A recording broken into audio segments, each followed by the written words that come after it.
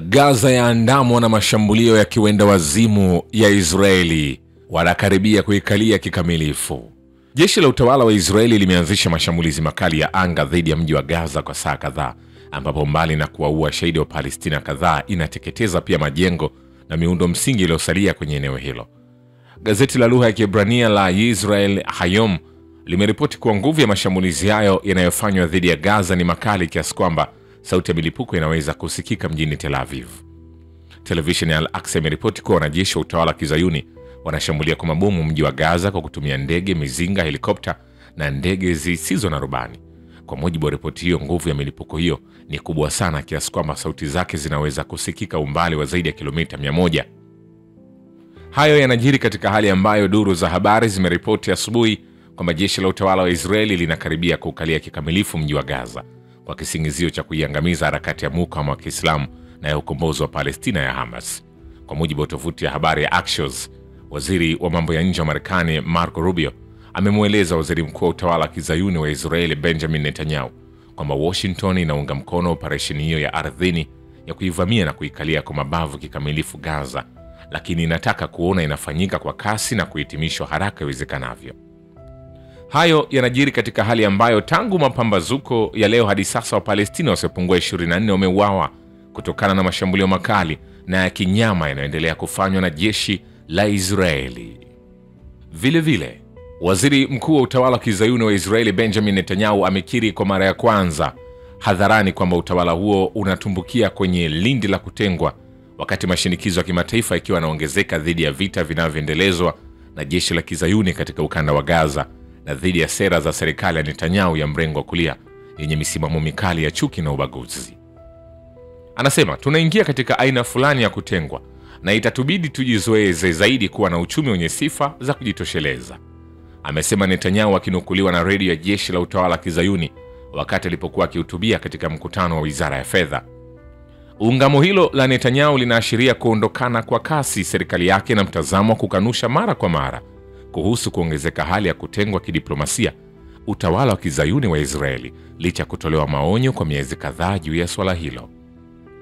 Gazeti la kila siku la uchumi la Israeli la The Marker limemnukuu Netanyahu katika mkutano huo akisema utawala huo sasa unaishi katika hali ya kutengwa kisiasa na ni lazima uchukue hatua kulingana na hali hiyo.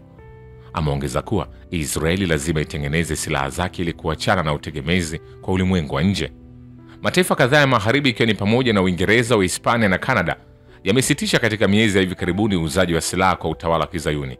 Mataifa mengine miongoni mwao ikiwemo Ufaransa, Australia, Uhispania, Norway, Uingereza na hivi punde Luxembourg yametangaza mipango ya kulitambua baadaye mwezi huu dola la Palestina katika mkutano mkuu unaoendelea wa Baraza Kuu la Umoja wa Mataifa. Nikwambie hivi, hatujamaliza. Sasa tutazame namna Gaza inavyowabebesha jinamizi la kiafya wanajeshi wa Israeli. Makumi ya wanajeshi wa utawala wa Israeli waliovamia Gaza wameambukizwa magonjwa ya ngozi. Gazeti la Kizayuni la Yedot Ahronoth limeripoti kuenea magonjwa hatari ya ngozi miongoni mwa wanajeshi wa Israeli walioko Gaza na kuandika, sehemu nyingi za eneo la Gaza zimechafuliwa na ni maeneo hatarishi kutokana na uhaba wa maji, ukosefu wa huduma za kimsingi za afya na kuhama mamia maelfu ya Palestina. Nyumba zilizoharibiwa zimekuwa makazi ya wanyamapori na wanyama hatari wanaorandaranda ovyo kila mahali. Kwa hakika kuchafuliwa mazingira na kusababisha maafa ya kiafya kwa wananchi wa Gaza imeathiri si tu maisha wa Palestina, lakini pia maisha ya wanajeshi wa Israeli. Hali mbaya na chafu ya kimazingira inayotokana na vitendo vya kikatili na kiharibifu vya wanajeshi wa Israeli kwenye miundombinu ya Gaza imepelekea si tu wa Palestina wa Gaza kuishi katika hali mbaya ya kiafya, lakini pia wanajeshi wa Israeli sasa wamekumbwa na jinamizi la magonjwa ya ngozi. Kiujumla ni kwamba kukithiri matatizo ya kiafya huko Gaza kumesababisha wanajeshi wengi wa Israeli kukumbwa na magonjwa kama vile kuwashwa sana kwenye ngozi na vipele vinavyotokana na kuumwa na kunguni, hasa nyakati za usiku. Matatizo hayo yanaenea kwa kasi kati ya wanajeshi wa Israeli. Mengi ya magonjwa hayo huambukizwa kwa urahisi kupitia vifaa vya kijeshi kama vile sare za vita, mifuko ya kulalia na vitu vingine. Mgogoro huu wa kiafya ambao ni matokeo ya moja kwa moja ya uharibifu wa miundombinu ya afya na matibabu huko Gaza si tu umeathiri moyo wa kuendelea na vita wanajeshi wa Israeli, lakini pia umepunguza uwezo wa kiutendaji wa jeshi la Kizayuni. Gazeti la Yedot Ahronoth limemnukuu afisa wa akiba wa jeshi la Israeli akisema wanajeshi wa Israeli wamekuwa wakiteseka kimya kimya kwa wiki kadhaa sasa. Kulala chini katika maeneo yaliyochafuliwa ndio sababu kuu ya magonjwa haya. Hata wale wanaolala kwenye vitanda hawako salama kutokana na kutafunwa na wadudu, kwani kunguni huambukizwa kupitia sare za kijeshi na mashuka kulalia, na hii ni katika hali ambayo mahitaji ya kimsingi kama vile bafu hayapatikani. Maeneo makubwa ya Gaza yamekuwa machafu na hatari kwa sababu ya uhaba wa maji, ukosefu wa mahitaji ya kimsingi kama vyoo, na mamia maelfu ya Palestina kuhama makazi yao. Kuendelea kulipuliwa kwa mabomu Gaza na kuendelea utawala wa Kizayuni kuharibu miundombinu ya afya na matibabu kumewaweka Wapalestina kwenye wakati mgumu sana. Hospitali na vituo vya afya ambavyo huko nyuma vilikuwa vinawasaidia sana watu, hivi sasa vimekuwa magofu. Vifaa vingi vya matibabu haviko katika hali inayotakiwa na madaktari na dawa hazipatikani. Uharibifu wa miundombinu kama vile maji safi ya kunywa hayako tena. Nikwambie hivi, hatujamaliza. Vile viongozi wa mataifa ya Kiarabu na Kiislamu wametoa mwito wa kupitiwa upya mahusiano yao na Israeli kufuatia shambulizi kubwa lililofanywa na nchi hiyo dhidi ya viongozi wa Hamas kwenye mji mkuu wa Qatar wiki iliyopita. Mwito huu umetolewa kupitia tamko la pamoja la viongozi wa karibu mataifa 60 wanachama wa Jumuiya ya Nchi za Kiarabu na ile nchi za Kiislamu baada ya kumalizika kwa mkutano wao wa dharura uliofanyika mjini Doha. Viongozi hao wamesema mbali ya kutafakari upya mahusiano ya kidiplomasia na Israeli, mataifa yote wanachama yanapaswa kuchukua hatua za kisheria na kiutendaji kuizuia Israeli kuendelea na hujuma dhidi ya Palestina. Mashambulizi ya Israeli mjini Doha yamelemaza juhudi za kidiplomasia zilizokuwa zikiongozwa na Qatar na Misri kujaribu kumaliza vita vya karibu miaka miwili kwenye ukanda wa Gaza. Nikwambia hivi, hatujamaliza.